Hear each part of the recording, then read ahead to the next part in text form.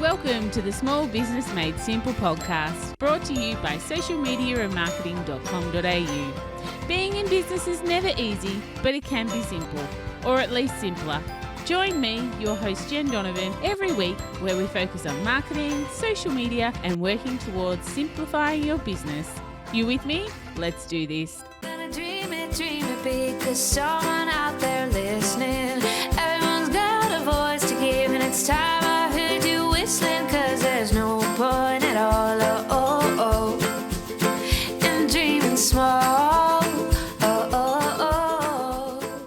Why, hey there, my fabulous listener. Welcome to episode 173 of the Small Business Made Simple podcast. Today, we are going to talk about planning for 2022 and the questions you need to be asking yourself. Thank you, as always, for lending me your ears today. I know you have lots of choices out there and probably things that you would rather be doing than listening to podcasts, but I really sincerely appreciate you tuning in and listening and making my podcast one of them. If you are enjoying this podcast, please take a screenshot and share it on your socials and tag me, because I would love to be a cheerleader in your world and support you even more. And I can't do that unless you let me know that you're a listener. So that would be super cool if you could do that. You can, of course, see all the show notes for this particular podcast episode by going to socialmediaandmarketing.com.au/173. Okay, so today I'm going to fire some really important questions at you for you to be thinking about when it comes to planning for the year ahead, or for your year, your 2022 year. It might be a good one to stop and take some notes on, or at least press pause after each question and think about your answers. It would be even cooler if you wrote down your answers, but I understand that you might be driving or walking or running. So, just have a think about your answers for sure.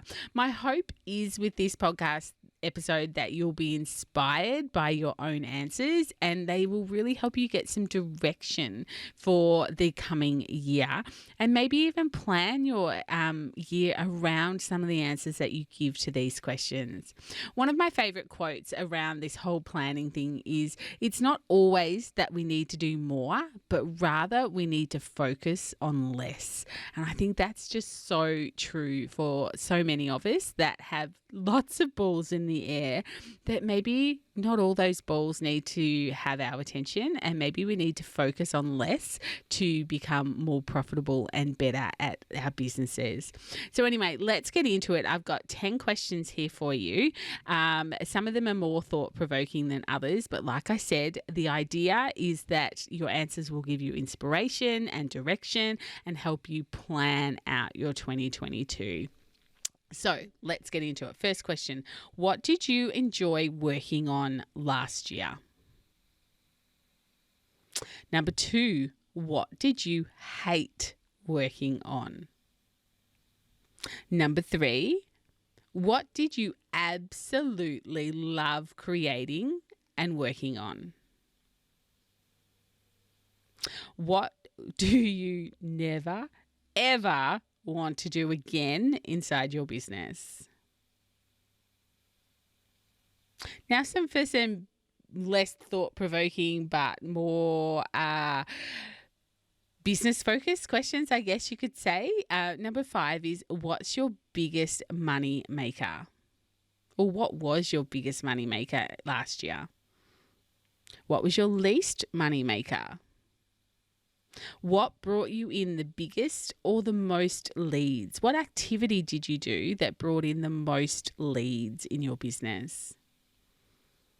Number 8, how much did your email list grow by this year or last year? Number 9, something I've talked about on a couple of podcasts now. What were your income streams for 2021? And the last question, rather obviously, is, what are some income streams for 2022? They might be the same as 2021, or you might be going to change things up. So how'd you go? I understand I fired some pretty big questions at you, didn't I? I am a little bit sorry for that, But I think these are questions that we need to work through in order to get the answers that we need to build the business that we want. Your answers do need some thought, though, and that's why I thought I'd suggest that maybe you need to write them down. Just don't answer them and move on. Really think about your answers and create a plan around them and put that plan into some action. For example, one of the biggest questions I find when I ask these questions to people, one of the biggest questions is, what do you never ever want to do again in your business? Now, the answer doesn't always mean that that thing that you never ever want to do needs to disappear from your business.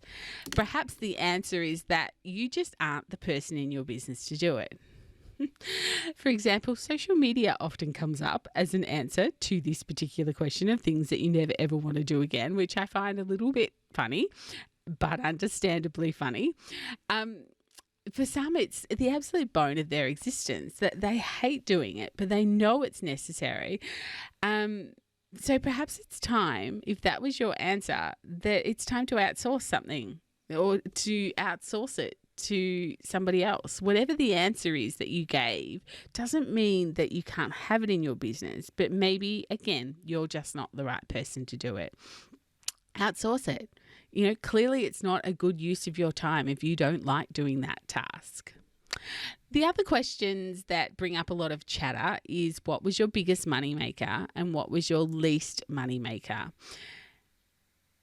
I guess in many situations, neither is good or neither is bad, as it might actually seem when you first give your answers. Sometimes your biggest money maker falls into something you never ever want to do again, or the thing that felt tough or difficult, or vice versa. Things that failed the most or brought in the least amount of income probably could have been the thing that you enjoyed doing the most. It doesn't mean you can't try and make it successful. You just need to change it and test it and measure it and make sure it can be successful and weigh up if it's worth spending your time and energy on. For me, my Women in Business retreat was something I loved working on and loved creating. It was brand new as an income stream for 2021, and I really did enjoy the process. I enjoyed the research, I enjoyed putting the marketing together, I enjoyed the actual retreat, but it was one of my least money makers. It was the first time I'd done it though, and the lessons came thick and fast. And I really do think that I can make it a profitable income stream in my business. It might take a few goes. I'm not ridiculous enough to think that, everything I touch turns to gold. Like, these things do take effort and energy and tweaking. But for me, the joy that it brought, it's well worth trying to do it again and making it more profitable. And again, because there were so many lessons, I know what I did wrong, or I know where to look to make some changes that can help make something profitable.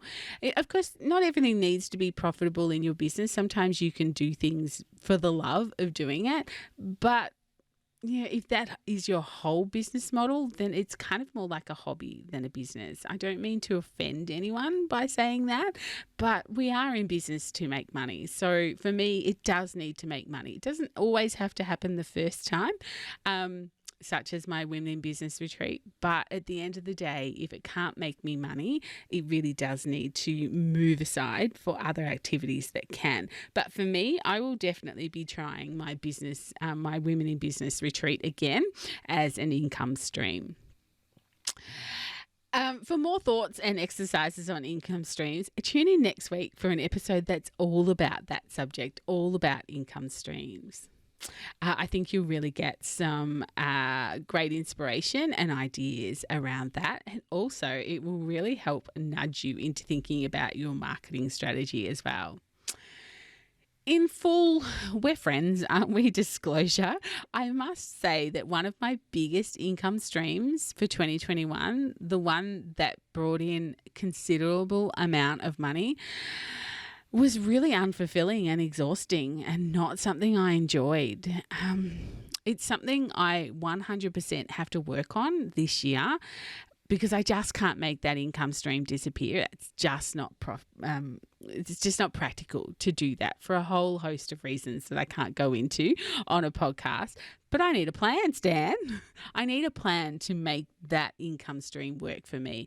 I need to break it down into sections, and rather than just saying I didn't enjoy that, I found it exhausting and unfulfilling, I need to find the elements that I do like. I need to find the elements that I did enjoy doing and outsource the rest of it so that it can still be an income stream, but it's not taking up my time with a task that I really aren't enjoying. Because no one said that business was easy, right? Simple? Absolutely. Easy? Heck no, not easy at all. So again, what are some of the things that you enjoyed in your business? What are some of the things you didn't enjoy in your business? And how are you going to work through those in 2022? Again, I don't want you to answer these questions and then write it off. That didn't earn me money. Bang, it's gone. That earned me heaps of money. Excellent. I'm going to put all my energy in there. It's not the way we can work and feel fulfilled and feel like it's bringing us joy. We need to do what feels right for us, what brings us happiness at the end of the day, because this is our business. We get to make the big decisions. So, answer the questions, but really have a think about what you can do with those answers, how they can affect what you will do going forward in 2022. All right, before I sign off this question asking podcast episode to make you think and make amazing action decisions, because the world needs more action takers, I want you to ask yourself these 3 questions as well. Number 1, if 2022 could bring me one thing, what would it be? What would be the one thing you want out of 2022? That big, hairy, audacious goal. It doesn't even have to be business related. What's the one thing it could bring you? Question 2, what's one thing you could do every week, or maybe even every day, to make you happier and bring you more joy in 2022? Just one thing, can be a little tiny microscopic thing, but what is it that you can do every week to bring you more joy and to make you happier? When you find that thing, write it on the biggest sticky note you can find, or the brightest sticky note you can find, and stick it front and center so you are reminded to do that activity every week and the reason why. And my final question is, what do you need help with? What do you need help with to make your business a better business, to make your business a more profitable business, to make your business a happier business? What is it that you actually need help with, whether it's coaching or outsourcing or more people in your community, whatever that is? What do you need help with?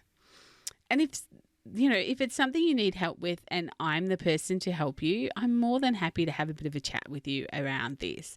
Feel free to reach out through a DM or book a discovery call, or of course come through the Like-Minded Business Owners Facebook group and tag me.